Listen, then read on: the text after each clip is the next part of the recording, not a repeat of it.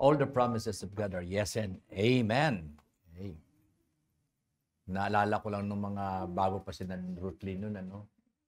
No? So, maglingkod kayo sa Panginoon, madidevelop ang boses ninyo.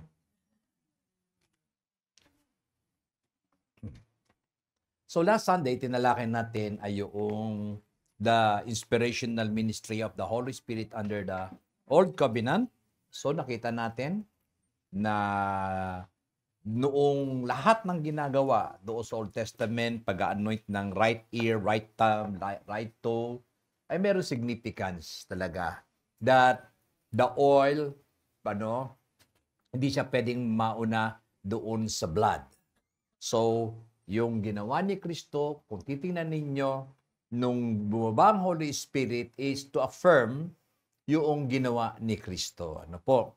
At the same time, na pag-aralan din natin that during the Old Testament, the indwelling of the Holy Spirit is just a temporary for a certain purpose na kinakailangang gawain.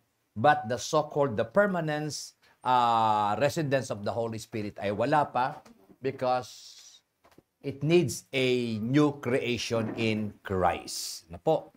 At sa lahat ng mga sumampalataya at kumilala sa Panginoon, sabi doon sa 2 Corinthians 5:17, if any man be in Christ, he is now a new creation. So you can evaluate yourselves.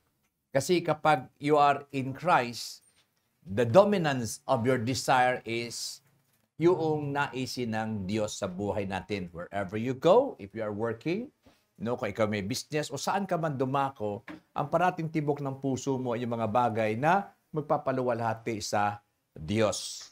Because of the Holy Spirit indwelling sa bawat mananampalataya. Ngayon naman po ang tatalakayin natin ngayon is the Holy Spirit in the incarnation. When we studied yung the incarnation of Christ, nakita na natin doon, but silipin pa rin natin ang involvement ng Holy Spirit in that particular incarnation. Okay. But let us pray for a moment. Lord, we thank you so much, Father God, at tinataas namin sa iyo ang oras nito na ikaw ang patuloy ng maluwalhati sa bawat isa. Maunawaan namin, O Lord, ang mga bagay nito, dala ng Espiritu Santo sa aming pong puso at pagkatao na ikaw yung aming pong pinapahalagahan noon, ngayon, at kung bakailanman sa aming pong buhay or the rest ng aming pong buhay ay ikaw ay mabigyan ng pagluluwalhati. Salamat po, Panginoon, sa pangalan ni Jesus. Amen. So, the Holy Spirit in the incarnation. So, the Holy Spirit or the incarnation of Christ ay isang bagay na makikita natin ang kapangyarihan ng Diyos. If we will go back to the Genesis, sabi doon, in the beginning was in the beginning God created the heavens and the earth, no? So nakita natin na out of nothing ay nilikha ng Panginoon, but the history of creation is patterning, as I said. Andun na sila, nilamnan lang ng Lord ang lahat, no? Andun na yung earth, hindi naman natin nabasa doon na nilikha niya ang earth, but in the first statement, everything are being made by the Lord. But that earth, wala pa siyang form. Until such time, He fattened it with light, He fattened it with trees, with the swarm of animals and fish. So lahat yun. Then on the 6 days, doon niya nilikha ang tao. And on the 7th day, He rested. Ibig sabihin, He is being installed or enthroned by the humanity or by the entire creation. Naalala ko tuloy, binasa ko tuloy yung dedication ng temple ni Solomon. Basahin niyo po yun, makikita niyo doon. That during that day, yung sinasabi ko sa inyo, before a king, ay siya ay mai-enthroned, no? Kung basta na mai-establish, gumagawa ng isang tinatawag na shrine, no, for his God. At doon sa shrine na yon, doon niya iluluklok ang kanyang Diyos, no? Kaya doon sa Genesis, sa 6 days na yon, and the 7 days, that is the so-called iluluklok dapat ng tao ang Diyos sa kanyang puso, no? Doon dapat ang gagawin ni Adan, no? The maker of the heavens and the earth. Who this God is. Kaya pinakita kaagad yung mga creation ng Panginoon para pasalamatan mo ang Diyos. Kasi lahat ng ginawa ng Lord ay nakatuon para sa iyong ikabubuti. Okay. Now, kung titingnan natin ang incarnation of the Lord ay isa ring kapangyarihan na kumilos far beyond the comprehension ng tao. Kasi sa atin, especially we have the so-called modern science, no, bago ang isang tao ay malalang, kailangan talaga ng lalaki at babae. Tama po ba? Yan man ay sabihin nating virtual, no? Na kung saan ay ini-inject or dinidevelop sa labas, that i-implant. So without the so-called, the part ng lalaki, there is no such creation or babies na pwedeng iluwal sa mundong ito. But ang isang nakakapagtaka talaga, no? Dito sa ating titingnan is that there is no human or men's intervention when it comes to the incarnation of Christ. It is solely God Himself. No? Now, so makikita natin in the Old Testament, mga kapatid, whatever ang mga nakatala doon sa Old Testament, it arrowed. Naka-arrow yun sa Panginoong sa Kristo. At yun ang makikita natin. And let's start with Mary. Alam naman natin si Mary, mga kapatid, ay hindi dapat sinasamba. Kasi siya ay human person and she is also a sinner. Kasi ang sabi sa Romans 3:23, for all have sinned and fall short of the glory of God. Kaya kung makikita ninyo salutation ni Gabriel sa kanya, may favored kang tinanggap sa Lord. Okay? So, yun yung mga bagay na yun. Then, Mary, the mother of Jesus, experienced the mighty power and the presence of the Holy Spirit in every special and unique way. Totoo nga naman yun, ano? Siguro kung ikaw halimbawa, yung isang virgin, tas makikita na nagdadalang tao ka, mamamangha ka. In our time, pagka ganun na nangyari, ang nasa isip parati ng tao, may milagrong ginawa ito. Diba? Hindi yung milagro na kung saan bumaba Espiritu Santo, kundi may ibang milagrong ginawa ito, kaya siya nagdalang tao. But here, kaya in the record dito, to start with, sa buhay natin, kasi ang pagiging Kristiyano o pagiging born again, nagsisimula yan sa paniniwala. Wala ang paniniwala, there is no such rebirth or sabihin nating kapanganakang muli. Because nangyayari ang kapanganakang muli kapag tayo ay nagkawil ng pananampalataya doon sa Diyos. At dito pa lamang sa buhay ni Mary, makikita na natin how mighty the Holy Spirit. Now, let's read Luke chapter 1, verse 35. So, ang sabi dyan, Luke 1, and the angel answered and said to her. Actually, sa other translation, ang pangalan ng angel dito is Gabriel. Si Angel Gabriel is a high-ranking angel at ang kanyang assignment is about the affairs of Israel. Israel siya, doon siya naka-affair sa Israel. And the angels answered said to her, kasi nagtanong si Mary, kasi yung salutation niya nakakamangha talaga. Sabi niya, paano ko ikaw ay magdadalang tao? At ang panganganak mo ay tatawaging Jesus. No? Tingnan natin ang sagot ni Mary. Ito yung sagot niya. The Holy Spirit will come upon you and the power of the highest will overshadow you. So nakita niyo yun? So imposible ba yun? Kung yun nga sa Genesis, ang sabi doon, and the world is chaotic, void. No? Kumbaga sa devastated, walang tinatawag na inhabitable ang mundo na yun. Inaayos ng Diyos. How much more ito na si Mary ay magdadalang tao even without the intervention of the human person or sabihin na natin si Joseph. Kaya si Joseph ang kanyang betrothed person sa buhay niya. Kaya sabi niya dito, the Holy Spirit will come upon you and the power of the highest will overshadow you. Therefore, also the Holy One who is to be born will be called the Son of God. Kaya nga may pangalang Son of God. Kaninong anak? Di sana kung si Joseph yun, di Son of Joseph. Dapat, ganun ang Biblia pero sabi dito, Son of God. And at the same time, alam nyo, kaya pinakita na ng Panginoon ng mga bagay na ito, whatever the situations we have, it seems na ito ay imposibleng mangyari sa atin, pero sabi nga is, nothing is too difficult to God. Manampalataya ka, maniwala ka, call upon Him. Ang sabi niya sa Jeremiah 33:3, call unto me and I will answer you and show great and mighty things that you do not know. Huwag mong problemahin kung paano gagawin ng Diyos yan. Yung Lord na ang problema dyan. Di ba? Kasi ang problema natin mga tao, pag nanalangin tayo na problema kung paano gagawin ng Diyos yun eh, no? Di ba? Kung baga nilalagay natin yung Diyos doon sa box ng ating mind, no?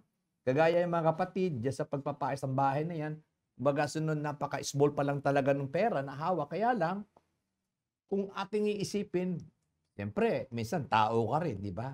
Sa ano kaya pag halimbawa may nakasalubong akong super rich na tulungan ko, tapos sasabihin sa iyo, anong kailangan mo? Sasabihin mo ngayon, kailangan po yung pagpapatayo ng ano. So maraming mga bagay, no? Tayong iniisip o ano yun. Kung para ma-meet lamang yung ating desire na pinapanalangin sa Kanya. No, you cannot do that. Allow the Lord in His own special way address what we need. Tama po ba? Kasi dito si Mary eh. Alam niyo po ba pagka ganun? Disaster. Tingnan niyo ang pangyayari kay Sarah, kay Abraham and Sarah. Di ba pinangakuan ng Lord na sa lahi ni Abraham, no, sa kanilang anak ni Sarah o Sarai noong una pa, manggagaling ang pangako, no? Eh kaso si Sarah, dahil nakita niya yung sarili niya na hindi na siya capable of bearing a child, siya ang gumawa ng paraan para ipulpil yung sinabi ng Diyos na kay Abraham. Kaya nangyari yung kanyang servant na si Hagar, ibinigay niya ngayon kay Abraham. Tinulungan niya ang Diyos. Ano ang nangyari?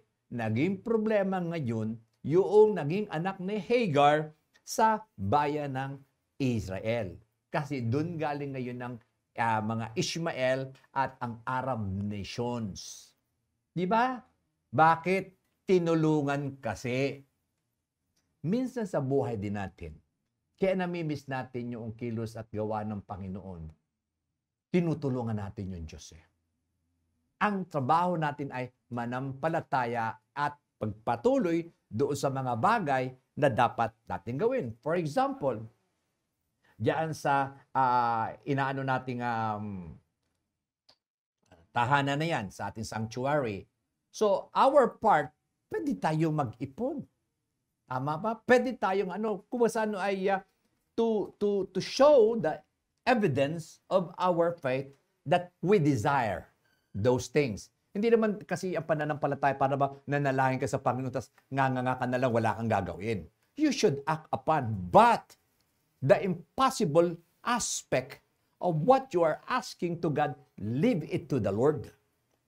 Tama ba? So ang trabaho natin ay manampalataya. Now, dito si Mary, nagtanong siya, paano mangyayari yun? Ay dalaga ako. At ito ang sinabi sa kanya ng angel, si Angel Gabriel, the Holy Spirit will come upon you. Kaya from the very beginning, in the Old Testament, ipinakita na kung ano ang mangyayaring redemption sa bayan ng Israel at sa entire people. So, involved na ang Holy Spirit sa buhay.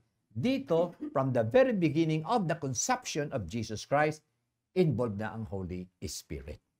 So sabi dito, the Holy Spirit will overshadow you and the power of the Most High. Therefore, also, the Holy One who is to be born will be called Son of God. In our own mind and even science, kung wala silang pananampalataya, hindi nila paniniwalaan ito.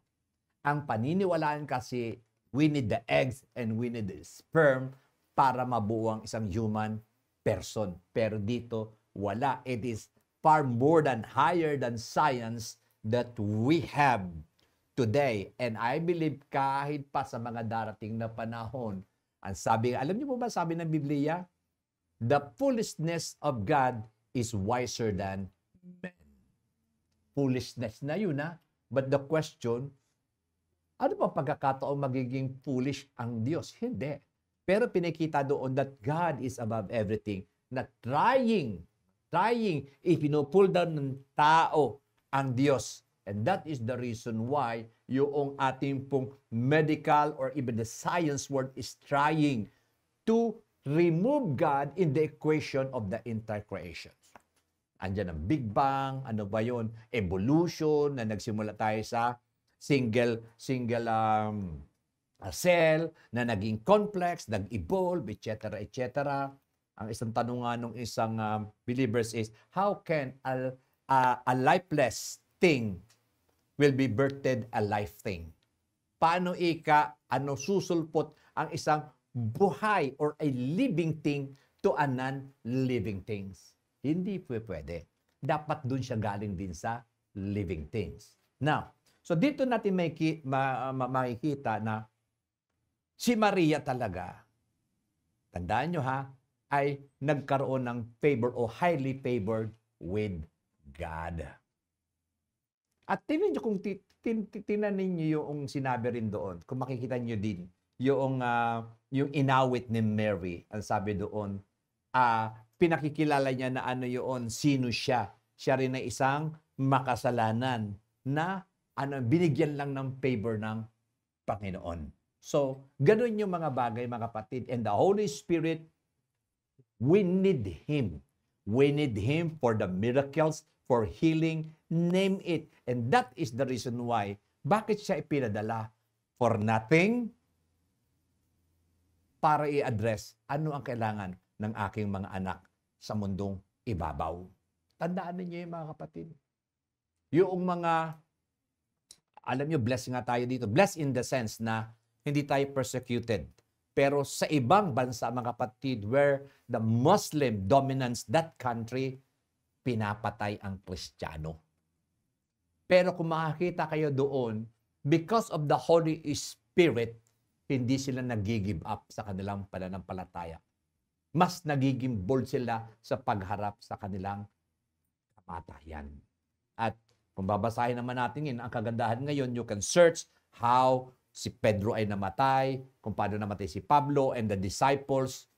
Mga kapatid, that is tinatawag natin, hindi mo maiisip na kamatayan para sa kanila.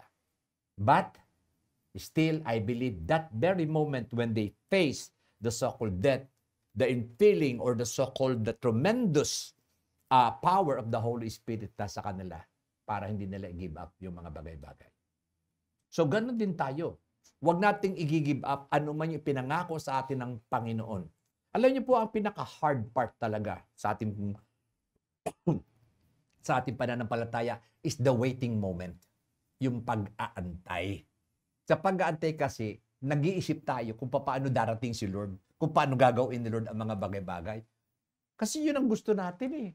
Pero sabi nga Panginoon talaga, hindi mo makikita paano siya ikilos at gagalaw sa buhay natin. Basta meron tayo ang pangako ng Lord, panghahawakan natin at ipagpapasalamat na natin. Amen? So Mary, highly favored. Nakakatuwa talaga kung gusto man nating si Mary is a woman worthy of emulation. Kasi yung buhay niya, nasabi doon, she is highly favored with God. So ibig sabihin, maayos siyang mamuhay. Yun dapat ang meron ang bawat kababaihan sa mundong ibabaw. Okay. Now, let's go to Elizabeth at Zachariah and John. Tingnan naman natin how the Holy Spirit moved in the life of Elizabeth, Zachariah, and John. So nakita natin si Mary, she was overshadowed by the power of the Most High through the Holy Spirit. Now, sabi dito, Luke chapter 1, verse 41. Sabi dito, And it happened when Elizabeth heard the greetings of Mary that the babe leaped in her womb and Elizabeth was filled with the Holy Spirit. Ganito kasi yan. Si Mary at si Elizabeth, sila ay magpinsan.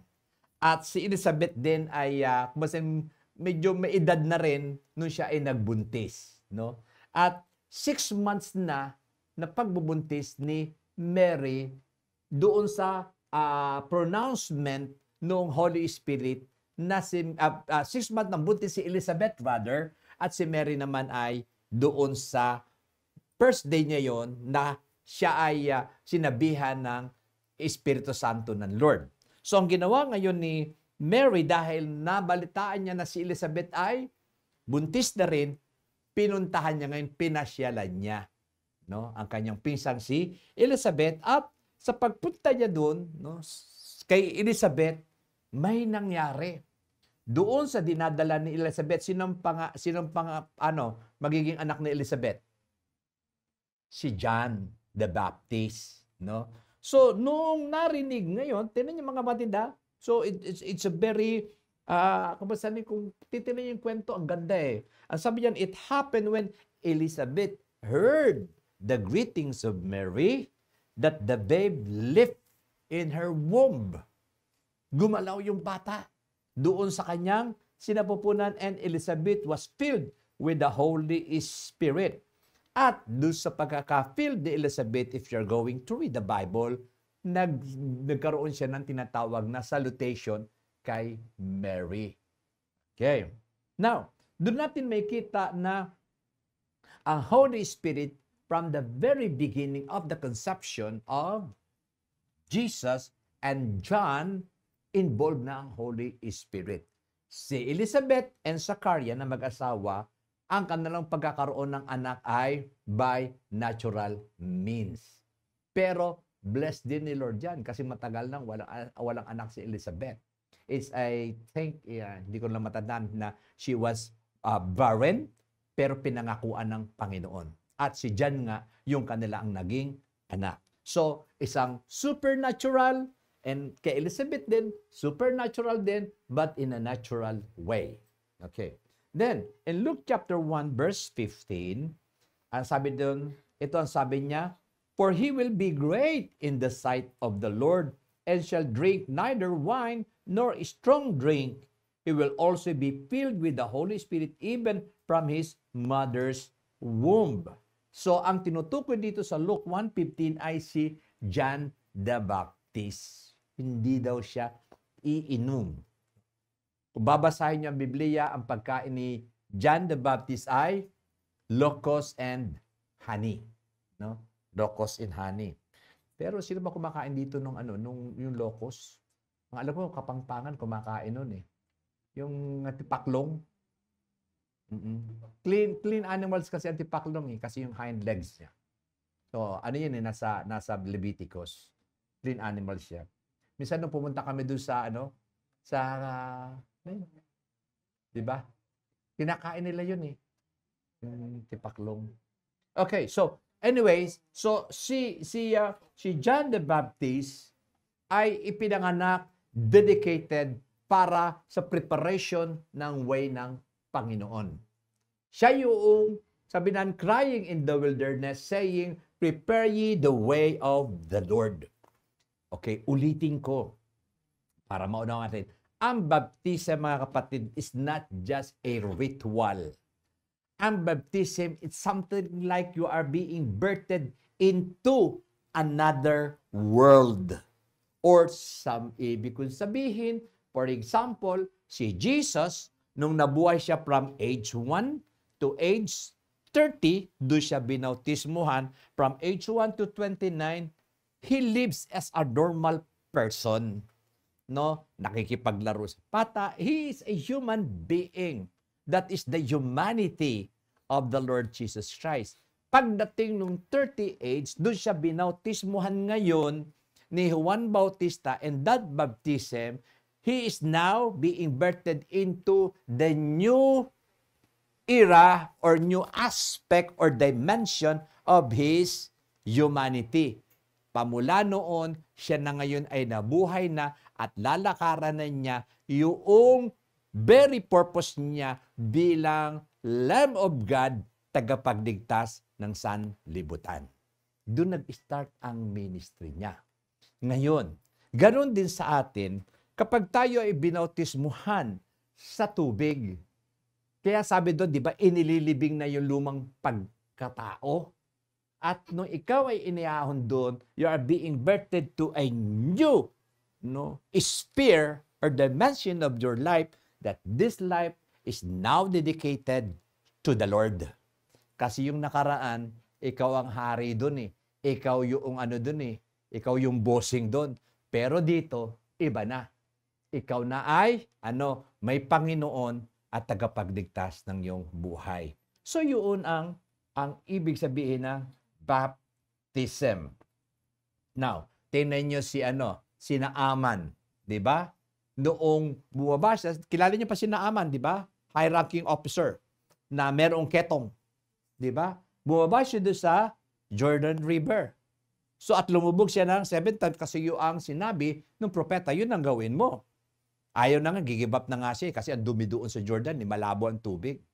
Sabi niya, mas malinaw daw doon. Pero buti na lang, merong isang babae na Israelita, sabi, ano naman mawawala sa inyo? Sinabihan din siya nung kanyang mga kawal, ano naman mawawala sa inyo? Kung sasabihin mo, ikangker mo yung delikadong bagay na yun, ginagawa mo.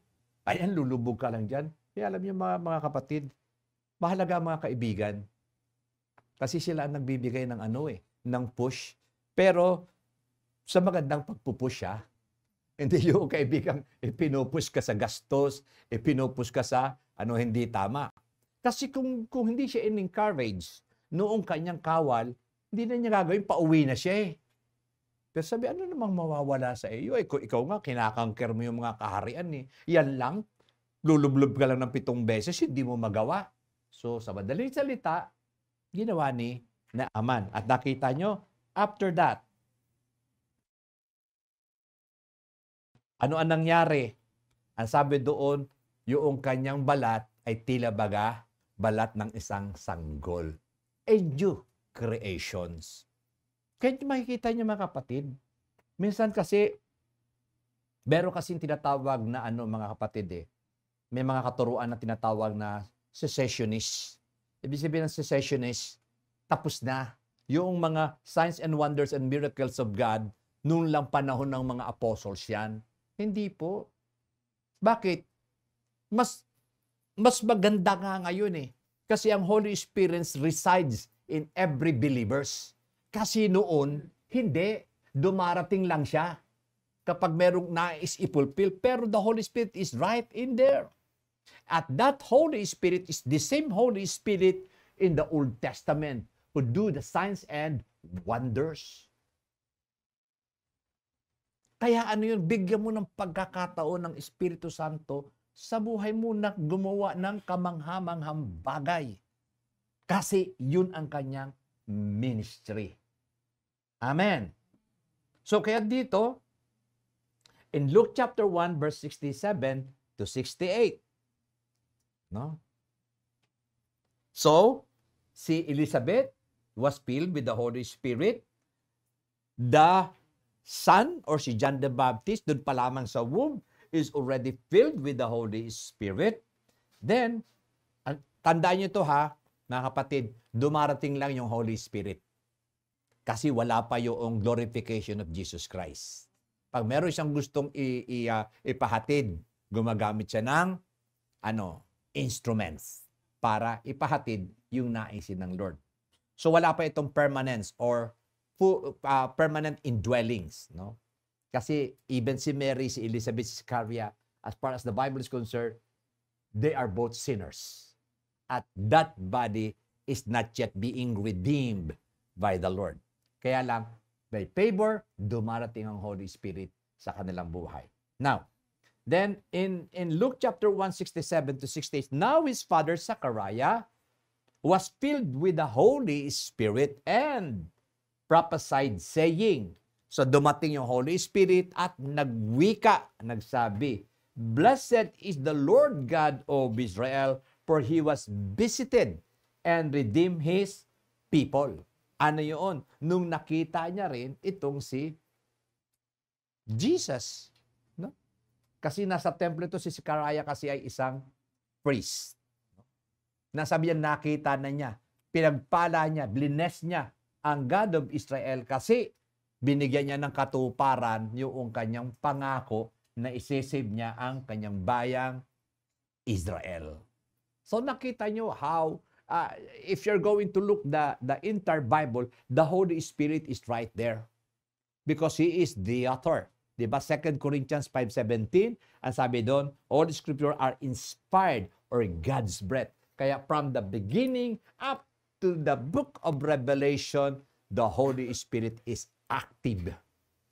The difference between the Old Covenant and the New Covenant, the Old Covenant, the Holy Spirit, ay dumarating just to infills the person to do the certain task na ninanais ng Lord. Huwag kakalimutan na, kaya si Samson, si Gideon, si Joshua, every people in the Old Testament is the so-called a temporary infillings of the Holy Spirit. But the new covenant, kaya sabi ni Jesus, a new covenant I gave unto you. Why? Because in the new covenant, the Holy Spirit is now residing to every genuine believers of God. At ang sabi niya doon na makakasama natin magpakailan-kailan pa man. That is the difference between the people of the Old Testament and the people of the New Testament. Why? Kaya yung covenant with the blood of Jesus is far more higher than any covenants being made in the Old Testament. Kaya doon natin makikita, we are blessed. We are blessed. Now, tingnan naman natin si Simeon at si Ana. Yan. Kaya Ana, noon pa, pinagpala na yan. Luke chapter 2, verse 25 to 27. Si Ana naman, ito ay isang prophetess na ang kanyang buhay na lang ay dinedicate niya sa Panginoon, prayer and fasting sa temple. No? So yun ang kanyang buhay. Let's read. And behold, there was a man in Jerusalem whose name was Simeon. And this man was just a devout, waiting for the consolation of Israel, and the Holy Spirit was upon him. Ito kasi yung mga faithful people na alam nila na sila yung nag-aantay para sa deliverance of the nation Israel. Because that very time talaga, sila ay under the so-called Roman Empire. No? Sila ang Roman Empire kasi ang nangangasiwa sa kanila. Para bang yung sa atin, nandito nga tayo sa sarili natin bansa, pero ang Espanyol naman ang namumuno sa atin. Parang ganun ang dating. Okay, verse 26. And it had been revealed to him by the Holy Spirit. Sino daw nag-reveal sa kanya? The Holy Spirit, that he would not see death before he had seen the Lord's Christ. Diba? Ganda ng pangako sa kanya ng Holy Spirit. Hindi ka mamamatay hanggat hindi mo nakikita ang Messiah o the Lord Christ. Ang Christ kasi is Messiah, ang tagapagligtas ng bayan ng Israel. Okay. Then verse 27, so he came by the Spirit into the temple. Tinan yung orchestrations ng Lord, ng Holy Spirit. Pupunta si Mary and Joseph doon sa temple, dala si Jesus. Ito rin naman si Simeon, in-orchestrate para magpanagpo sila sa templo. Okay. So, he came by the Spirit in the temple, and when the parents brought in the child, Jesus, to do for him according to the custom of the Lord.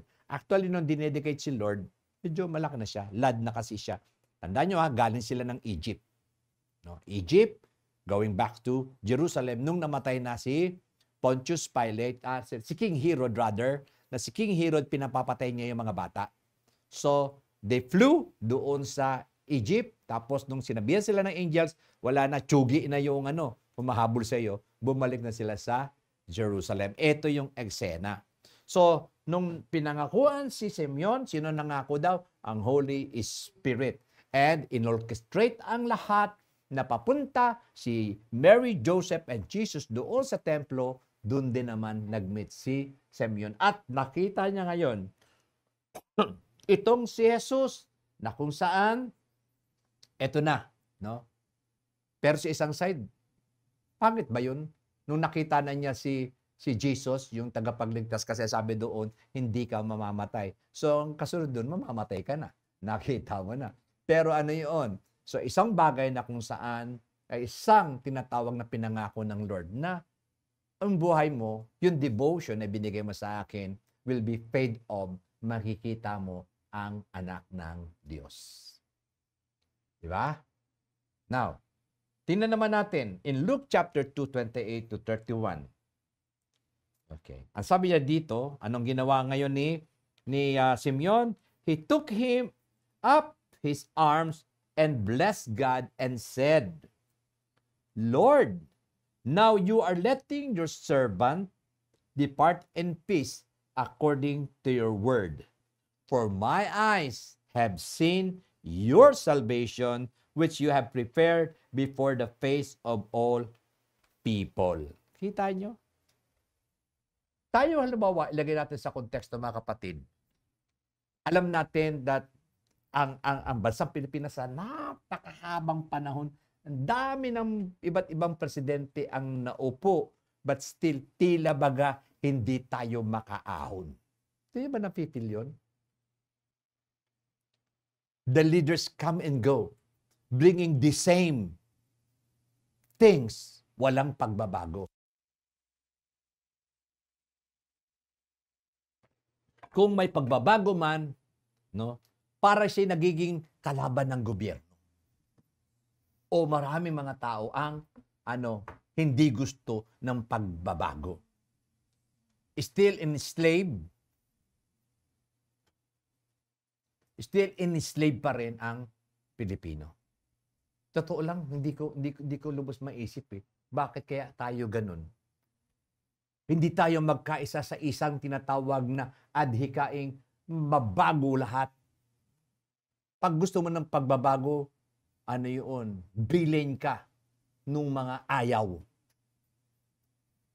Tama ba? Ngayon, kaya ko sinabi naman, keeping a chance, may prophecy, yung Pilipinas.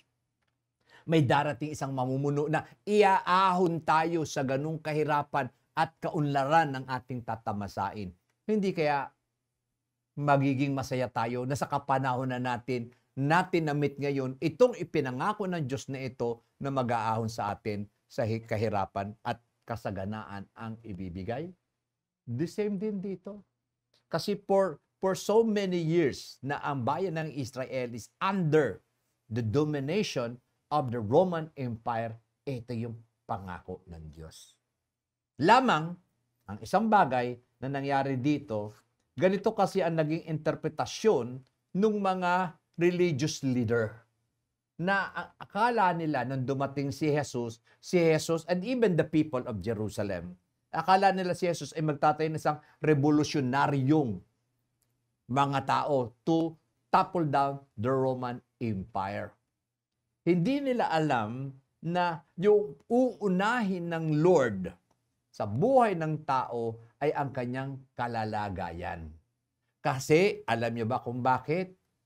Pangunahan man niya ang revolusyon doon sa area nun, pero walang bago sa puso ng tao, babalik at babalik lamang sa tinatawag na slavery. Another, sabi nating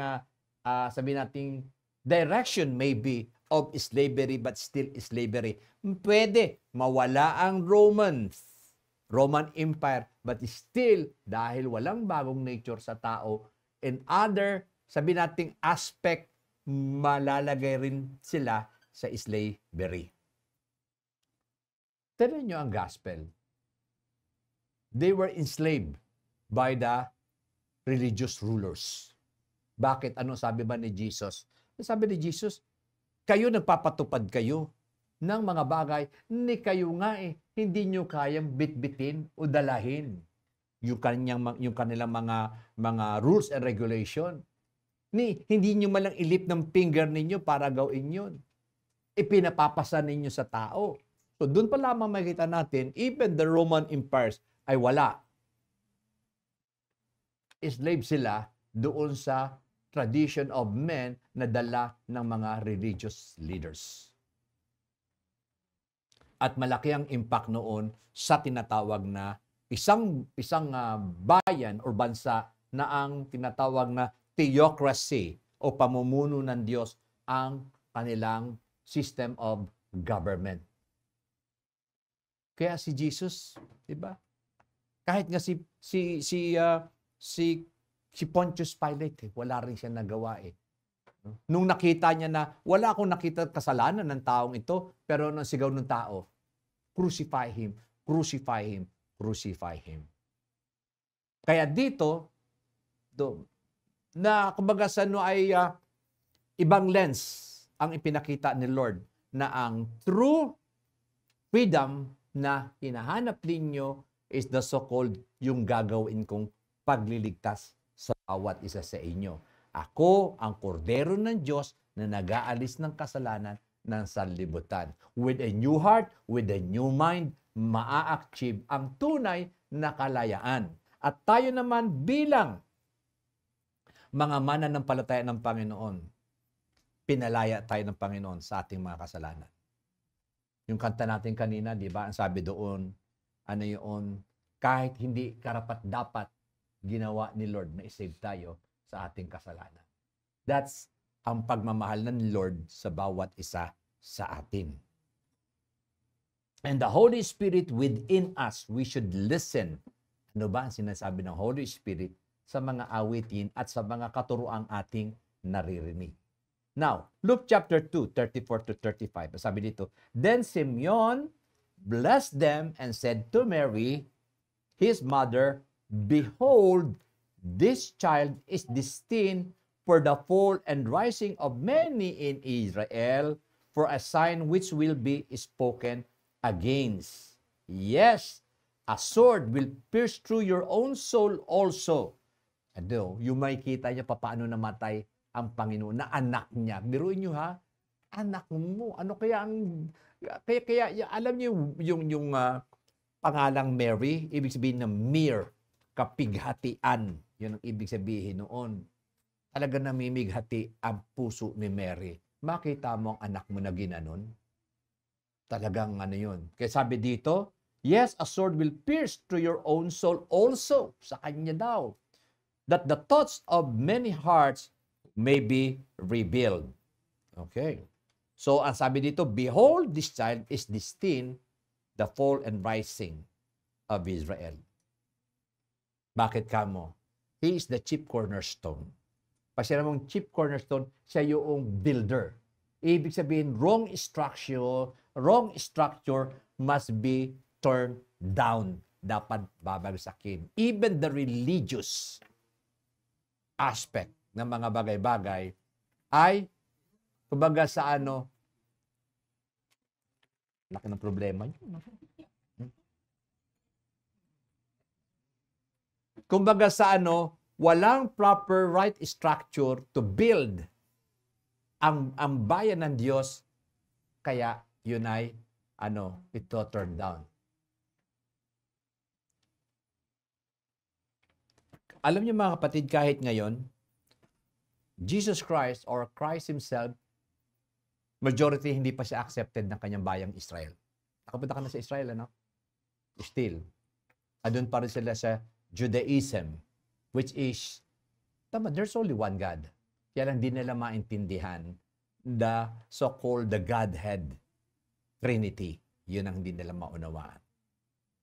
Okay. Then, in Luke chapter 2, 36 to 38, tingnan naman natin si Anna. Ang sabi yan, now, there was one, Anna, a prophetess. No? So, prophetess. So, pag ibig sabihin ng prophet, hindi ito yung manghuhula ng palad, mga kapatid, ha? Ibig sabihin, mouthpiece of God. No? Mouthpiece of God. Kasi sa ating kapanahon ng pag sinabing propeta, ito yung nanguhula. No, no, no. Mouthpiece of God. Kung merong gustong ipahatid ang Lord, sila yung mga taong binibigyan ng Lord ng kakayanan to address and to say yung kanyang mensahe. The daughter of Phanuel of the tribes of Asher. She was of a great age and had lived with a husband 7 years. No? Ilan daw siya? Ilang kasama daw niyang, ilang taon daw niya nakasama yung husband niya? 7 years from her virginity. No? Makikita ninyo dito na nung natapos na o namatay na yung kanyang husband, hindi na siya nag-asawa. Dinedicate niya yung kanyang sarili sa Lord. At sabi dito, and this widow was a widow about 84 years. Tignan nyo?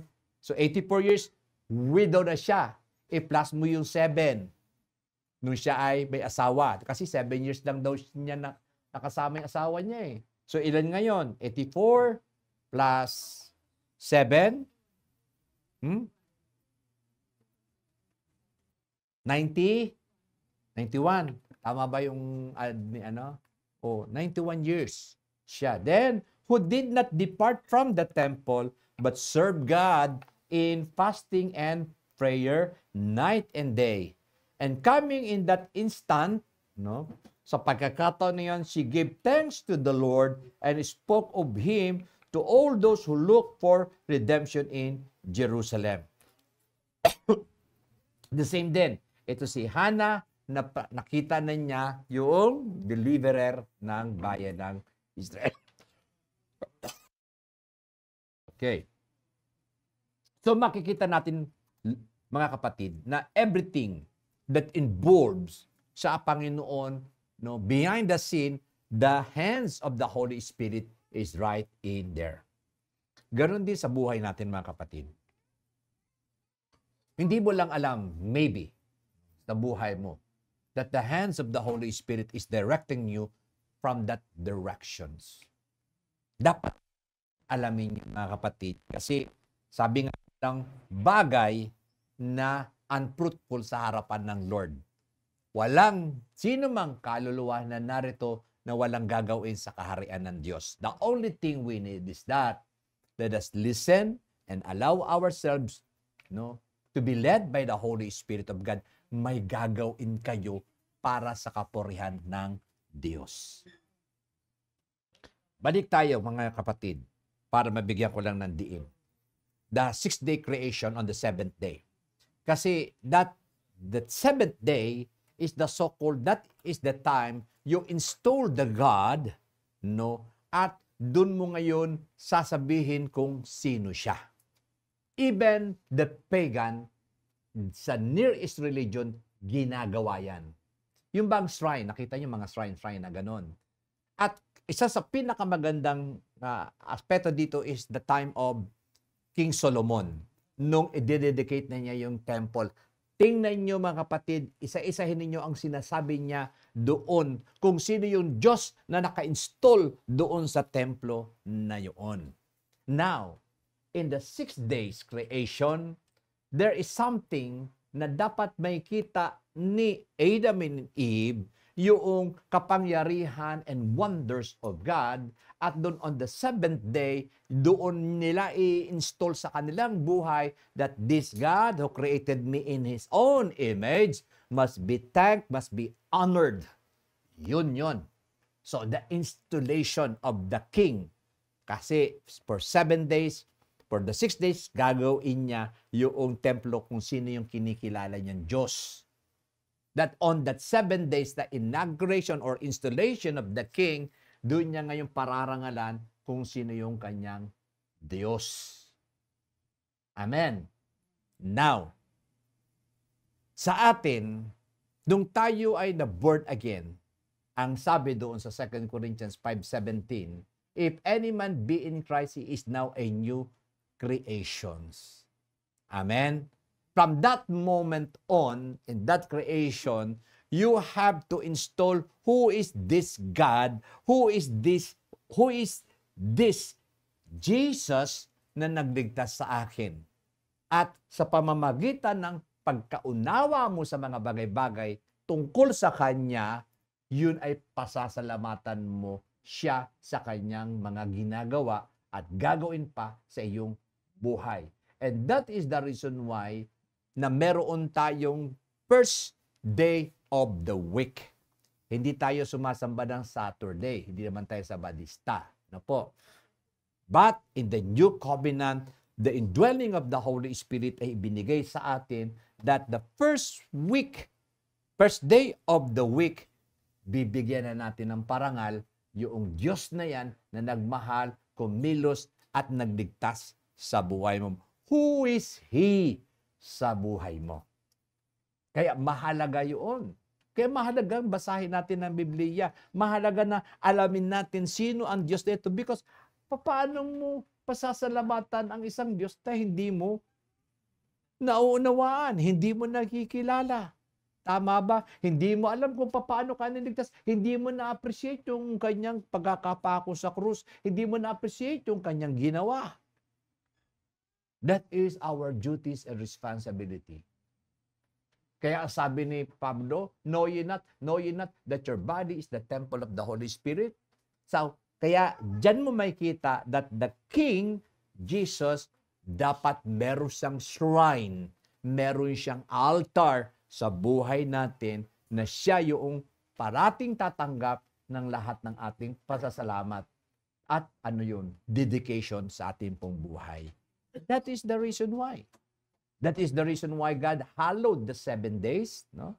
Ano yung prayer ni Jesus? Ang sabi doon, Our Father, which art in heaven, hallowed be thy name. So, Jesus is enshrining who is this God whom He is calling. No? He is the God of heaven. He is the Father of all. Amen. Now, let's go to Genesis chapter 1. Ang sabi diyan, no, the earth was without form and void, and darkness was on the face of the deep, and the Spirit of God was hovering over the face of the water. Andun yung Holy Spirit. Actually, nung pinag-aralan ko ito, yung word na hovering is something like yung chicken na nangitlog na nililimliman niya hanggang sa dumating na maging chick siya. No? So, yun ang isa sa mga pagsasalarawan until such time, this Holy Spirit ay dumating sa punto na ano ba talaga yung pinurpose ni Lord, this chaotic earth, ano yung gusto niya, naroroon siya. Kaya when God said, let there be light, boom! No? Let the waters be separated from the firmament at saka sa lupa, boom! And let the dry land appear, boom! Let the vegetation bring forth. Let the swarm of fish, fowls of the air, boom! Let there be tinatawag na lights in the day and lights in the night, or lesser light in the night to separate the day and the night. Boom! Everything. Hindi mo ba pasasalamatan itong Diyos na ito na hanggang ngayon tinatamasa natin ang kanyang kabutihan, kagandahan loob since the day one of creation? See? Isaiah 7 verse 14. Sabi niya, therefore the Lord Himself will give you a sign. Doon pa lang sa Old Testament, meron ng prophecy for the virgin birth. Okay. Behold, the virgin shall conceive and bear a son, and you shall call his name Emmanuel. Ibig sabihin ng Emmanuel, God with us. Pero yun mga kapatid, namuhay siya, nakasama natin. Alam nyo, hindi ba, kung ako si Lord, ayaw ko pumunta sa earth. No? Kasi mahirap mamuhay kasama ang tao. Mahirap. Kapitbahay mo na lang nga eh. Wala ka mong ginagawa, sinusungitan ka, di ba? Sinasabihan mo yung mga aso-aso nila, wala, hindi pa rin nakikinig talaga. Di ba? Pero ibig sabihin, si Lord hindi. Kaya Emmanuel, ano yun? Babasahin ninyo ang Santiago, siya tinatawag na yun, Diyos, kalarawan ng Diyos, hindi niya inakong equal robbery with God. But, yun, nag-anyo siyang alipin. Nakatulad natin, alipin kasalanan, tempted in every way, pero hindi siya nagkasala. Okay. 2 Corinthians 5:21. For He made Him who know no sins to be sin for us. Kaya makita nyo ang, ano yon, ang Old Testament na kung saan ang hayop ang nagsasuffer sa kasalanan nung operer, ito pa rin, ito na rin yun. Ayan, sabi niya doon, for He made Him know no sin as a Lamb of God, at taong walang kasalanan, to be sin for us. Kaya yung kasalanan natin, inilipat sa Kanya ng Diyos at siya'y hinatulan ng kamatayan, that we might become the righteousness of God in Him. Ano yung righteousness of God? Ang righteousness of God dito, mga kapatid, yung naniniwala ka. Doon ka, tinatanggap ng Lord na ikaw ay matuwid at pinawalang sala dahil naniwala ka sa ginawa ng Kanyang kaisa-isang anak na si Jesus. Matthew chapter 1 verse 23, sabi niya, behold, the virgin shall be with child and bear a son, and they shall call his name Emmanuel, the fulfillment of the so-called Isaiah 7 verse 14. Nangyari na ang mga bagay na yun. Kaya dito, mga kapatid, in our life, totoo, hindi naman talaga madali ang mamuhay sa mundong ito. Because this earth is marred by the so-called sin. At katatapos lang ng isang problema, may panibagong problema na naman. Tama ba? Hindi na naubos. Ang daming supply na problema. Pero bilang mga anak ng Panginoon, huwag tayong mawawalan ng pag-asa. Kasi there is always way, there's always a solution. There is a God who sits on the throne na siya ay involved sa ating affair or whatever whereabouts we have. Andiyan ang Lord. Andiyan ang Espiritu Santo sa bawat sa atin at makakaasa tayo that God will bring His will to us if kung tayo ay makikipag-cooperate sa kilos at galaw ng Kanyang Espiritu Santo. There is no such wonderful life, mga kapatid, na pwede nating tamasain kapag tayo ay lumalakad sa kalooban ng Diyos. Amen?